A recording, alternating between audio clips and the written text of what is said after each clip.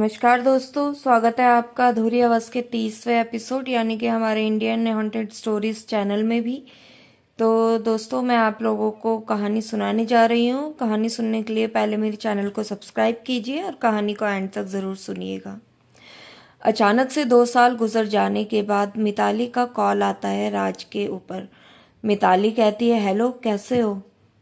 आवाज़ सुनकर चौंक जाता है राज और वो तुरंत पहचान जाता है। राज कहता है, हाँ हेलो, बहुत बढ़िया हूँ, तुम बताओ, तुम कैसी हो? सब ठीक ठाक तो है ना? हंसते हुए मिताली कहती है, हाँ बाबा, सब ठीक ठाक है। आपने तो अपना नंबर ही बदल दिया था ना, नाता ही तोड़ दिया हमसे। क्या इतने बुरे तो हम थे नहीं। राज कहते हैं, नहीं ऐसी बात नहीं है, उस वक्त के हालात ऐसे थे, ज़रूरी था, कहाँ से नंबर मिला? मिताली कहती है, बात करने की चाह हो तो सब मिल जाता है। आपको कभी नहीं दिल किया मुझसे बातें करने का? अभी कॉल करके पूछ भी लूं, ऐसा कभी नहीं हुआ? राज कहता है, हाँ होता तो था, पर फिर भी आप अपने आप को समझा लेता था और मेरे पास तुम्हारा नंबर भी नहीं था। मिताली कहती है, क्यों? आप तो कहते थे कभी नहीं निकलेगा तुम्हारा नंबर।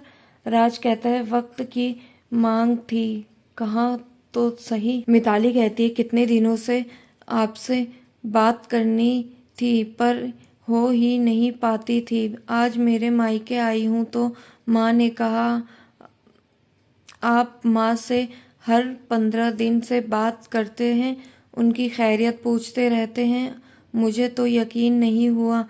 पहले तो माँ से आपका नंबर लिया और कॉल कर दी, पर आपने तो तुरंत आवाज़ से पहचान लिया मुझे, और अच्छा भी लगा कि आपने एक वादा मेरा निभाया। उसके लिए आपका शुक्रिया कैसे अदा करूं, मेरे पास शब्द नहीं है आपके लिए।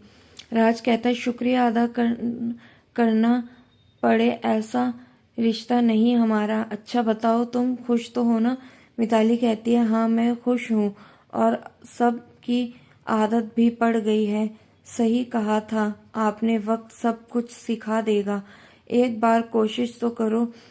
पता है मैं माँ बनने वाली हूँ, और ये बात आपसे कितने दिनों से बताना चाहती थी, पर आपके साथ हुई वो आखिरी बातों ने मुझे रोक दिया था। राज कहता है, बधाई हो तुम्हें, फिर एक बार तुम नई जिंदगी में सफर शुरू करने जा रही हो। ये सफर भी तुम्हारा सुहाना हो, ये हमारी दुआ है।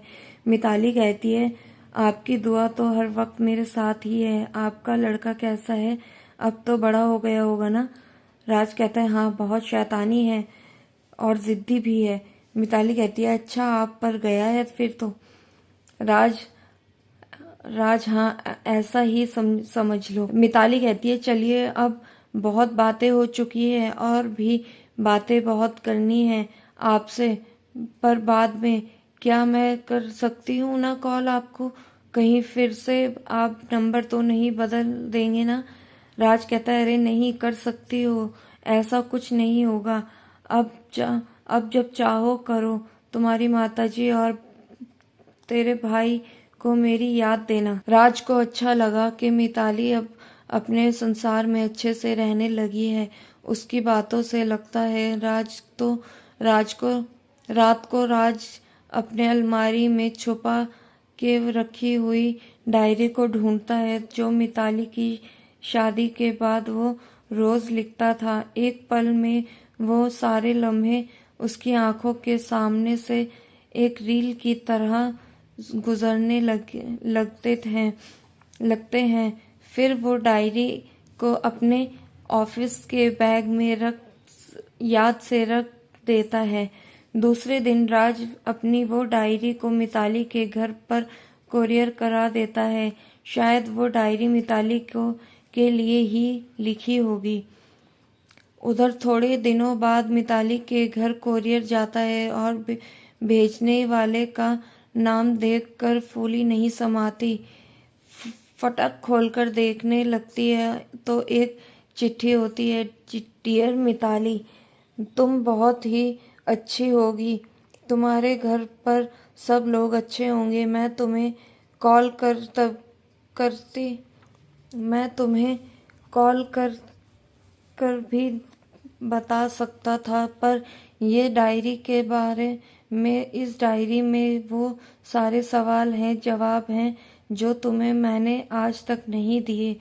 मैं उन्हें हर वक्त टालता रहता था। मुझे लगा कि सब सही वक्त है तुम्हें उन बातों को समझने के लिए, और तुम समझ भी सकोगी। ये मुझे तुम पर यकीन है। तुम उस डायरी को अपने मायके में हो तब तक में पढ़ लेना, फिर इसे संभाल कर रखने की ज़रूरत नहीं। खत पढ़ने के बाद मिताली तो बहुत ही उत्सुक हो गई, डायरी को खोलकर जल्दी से पढ़ने लगती है। पर उसके पहले वो सीधा राज को कॉल करती है। राज कहता है, हाँ हेलो, कैसी हो? मिताली कहती है, बहुत बहुत अच्छी हूँ। और पूछेंगे नहीं क्यों? राज कहता है, क्यों, क्या हुआ? मिताली कहती है, आपने कुछ भेजा था। राज कहता है, हाँ भेजा था, एक डायरी भेजी थी तुम्हारे लिए। कितने दिनों से बोझ बने बैठी थी वो, सो तुम्हें भेज दी। अब तुम उठाओ वो बोझ, कहकर हंसने लगता है। मिताली कहती है, कोई बोझ नहीं लगेगा मुझे। क्या है इसमें, बताएं ना। राज कहता है, अरे अब तुम माँ बनने वाली हो और खुद बचपना कर रही हो, अब तो बच्चों वाली हरकतें बंद करो। मिताली कहती है, वो आपके पास ये नहीं हो सकता। राज कहता है, ओह ऐसा क्या? ठीक है, तुम्हारे उसमें सारे सवाल मिल जाएंगे जो तुम पूछा करती थी। मिताली, मतलब सारे के सारे? राज कहता है, हाँ सारे के सारे। मिताली कहती है, ठीक है। क्या थे डायरी में सवाल? कहानी जानने के लिए अगला एपिसोड ज़रूर देखिएगा। मिलती हूँ मैं आपसे अगले एपिसोड में। एपिसोड हमारा वो लास्ट एपिसोड होगा, तो आप ज़रूर सुनिएगा। मिलती हूँ मैं आपसे अगले एपिसोड में, यानी कि मिलती हूँ मैं आपसे लास्ट एपिसोड में। तब तक के लिए इजाज़त दीजिए।